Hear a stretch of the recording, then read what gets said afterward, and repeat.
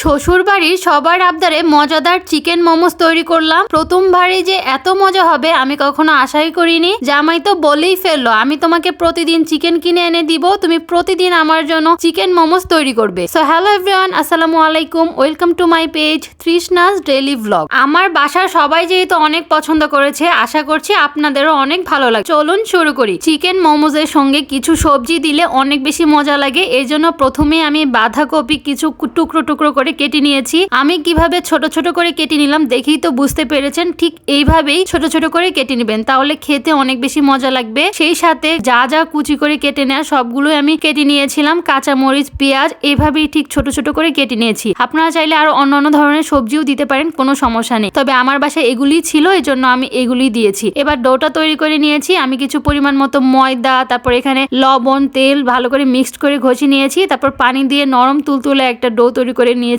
উপরে একটু তেল ব্রাশ করে এটা 1 ঘন্টার জন্য রেস্টে রেখে দিব। এই ফাঁকে আমি চিকেনটাকে প্রস্তুত করে নিব সবকিছু। তো চিকেনটা আমি ব্লেন্ড করে নিয়েছি। আপনারা চাইলে এটা ব্লেন্ডার যদি না থাকে এরকম, তাহলে আপনারা চাইলে পাটায় পিষেও নিতে পারেন, কোনো সমস্যা নেই। এবার আমি চিকেনটা মিক্সড করে নিব সবকিছু দিয়ে। প্রথমে বাঁধাকপি দিয়েছিলাম, কাঁচামরিচ কুচি দিয়েছি, তারপরে কুচানো পেঁয়াজ দিয়েছি। এবার আদা পেস্ট, রসুনের পেস্ট সবকিছু দিয়ে ভালো করে একসঙ্গে মিক্সড করে নিব। 2 চামচের মতো সয়া সস দিচ্ছি, সয়া সসটা দিলে অনেক বেশি ভালো লাগে। তারপর টমেটো কেচাপ দিয়েছি, পরিমাণ মতো লবণ দিয়েছি, পরিমাণ মতো সাদা গোলমরিচ দিয়ে দিবেন। আমার বাসায় গোলমরিচ ছিল না, এই জন্য আমি কালো গোলমরিচটা দিয়েছি। তারপরে অবশ্যই যেই কাজটা করবেন সেটা হচ্ছে গরম তেল এখানে ইউজ করবেন। ঠান্ডা তেল একদমই দিতে যাবেন না। গরম তেলটা দিলে এটা ফ্লেভারটা অনেক বেশি সুন্দর হয় অ্যান্ড ফ্লেভারটা অনেক বেশি ভালো লাগে। তো আমি গরম তেল দিয়ে ভালো করে মিক্সড করে মাখিয়ে নিয়েছি। খুব ভালো করে মিক্সড করতে হবে। অনেকেই ভাবে যে মোমোজের যে চিকেনটা কাঁচা আমরা সেদ্ধ করি, অনেকটা সেদ্ধ হবে কি হবে না, কিন্তু না, সেদ্ধটা অনেক বেশি সুন্দর করেই সেদ্ধ হয়ে যায়, এটা কোনো সমস্যা হয় না। আপনার বাসায় একবার তৈরি করলে বুঝতে পারবেন। তারপরে আমি ওই ডোটা আমার সফট হয়ে গিয়েছে, একদম নরম। তো আমি রুটি তৈরি করে নিয়েছি বড় করে একটা, তারপর একটা বয়মের মুখ দিয়ে আমি গোল গোল করে কেটে নিয়েছি এভাবে। আপনারা চাইলে ছোট ছোট রুটি তৈরি করেও মোমোস তৈরি করতে পারবেন, তবে আজকে আমি যেহেতু অনেকগুলো তৈরি করব,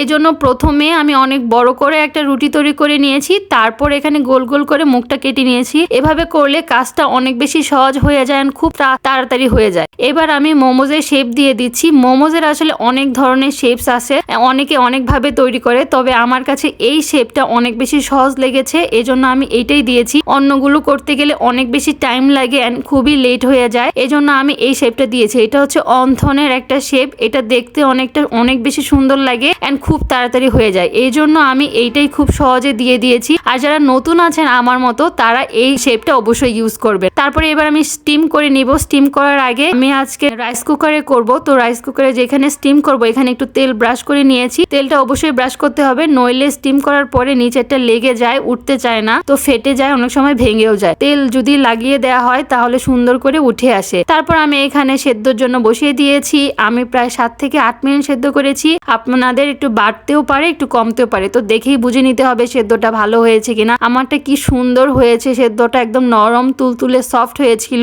সবাই এত বেশি প্রশংসা করেছে, আমি তো খুবই অবাক হয়ে গিয়েছি। যখন সবার জন্য মন দিয়ে অনেক সুন্দর সুন্দর রান্না করবেন, সবাই যদি অনেক বেশি প্রশংসা করে তাহলে অনেক বেশি ভালো লাগে, মনে হয় যে আমার রান্না করাটা সার্থক। তারপরে এবার আমি চিলি অয়েলটা তৈরি করে নিব। যে মোমোজের প্রধান সসই হচ্ছে চিলি অয়েল, এটা খেতে খুবই মজা লাগে। তো প্রথমে আমি কিছু কুচানো রসুন কুচি দিয়েছি, চিলি ফ্লেক্স দিয়েছি, 1 চামচের মতো গুঁড়ো মরিচ দিয়েছি, লবণ দিয়েছি পরিমাণ মতো, শেষে সয়া সস দিয়েছি। দিয়ে এখানেও গরম তেল দিয়ে দিতে হবে, দিয়ে ভালো করে মিক্সড করে নিতে হবে। এই যে তৈরি হয়ে গেল আমার চিলি অয়েল। দুইটার সঙ্গে একসঙ্গে খেতে এত বেশি মজা লেগেছিল, কি আর বলবো। চিলি অয়েলটার জন্য আরো বেশি মজা লাগছিল। মোমোস তৈরি করলে চিলি অয়েলটা অবশ্যই তৈরি করবেন আপনারা, নইলে মোমোজের অথেন্টিক টেস্টটা কখনোই পাবেন না। সবাই অনেক বেশি মজা করে খাচ্ছিল আর বলছিল কালকে যেন আবারও সবার জন্য তৈরি করি। আমি তো খুবই হাসছিলাম। যাই হোক, সবার যেহেতু অনেক বেশি পছন্দ হয়েছে, আমার রান্না করাটা সার্থক হয়েছে। আপনাদের কাছে কেমন লেগেছে সেটা অবশ্যই কমেন্ট করে জানাবেন। আপনারা যেহেতু আমার পরিবার, অবশ্যই আপনাদের কাছেও ভালো লাগতে হবে। তো আজকের মতো এই পর্যন্তই। আল্লাহ হাফেজ, সবাই ভালো থাকবেন।